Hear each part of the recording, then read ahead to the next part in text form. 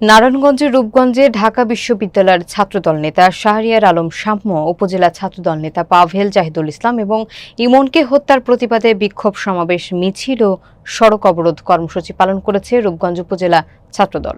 বিস্তারিত থাকছে মাকসুদুল ইসলাম তুষারের প্রতিবেদনে। শুক্রবার বিকেলে ভুলতা গাউসিয়া এলাকায় ঢাকা সিলেট মহাসড়কে ছাত্রদল নেতাকর্মীরা এ কর্মসূচি পালন করেন। সমাবেশে বক্তারা বলেন, শাহরিয়ার শাম্য ছিলেন মেধাবী শিক্ষার্থী। তার একমাত্র অপরাধ সে ছাত্রদল করত। পাভেল জাহিদ এবং ইমনও ছিলেন ত্যাগী জনপ্রিয় নেতা। পরিকল্পিতভাবে তাদের হত্যা করা হয়েছে। তারা আরও বলেন, বিভিন্ন সময়ে প্রশাসনের দ্বারস্থ হলেও এখন পর্যন্ত হত্যাকারীরা গ্রেফতার হয়নি। প্রশাসনের নীরব ভূমিকায় তীব্র নিন্দা জানায়। ছাত্রদল নেতারা ৭২ ঘণ্টার মধ্যে দোষীদের গ্রেফতার না করলে দেশব্যাপী আন্দোলনের হুঁশিয়ারি দেন।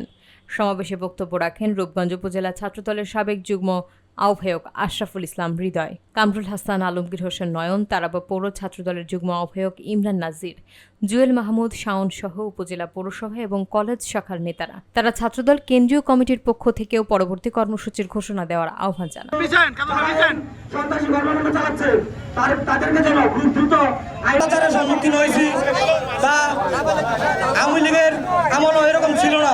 প্রতিবাদ সমাবেশের এইখানে উপস্থিত আছেন রূপগঞ্জ উপজেলা। আমরা এইখানে সবাই উপস্থিত, সবাই জানি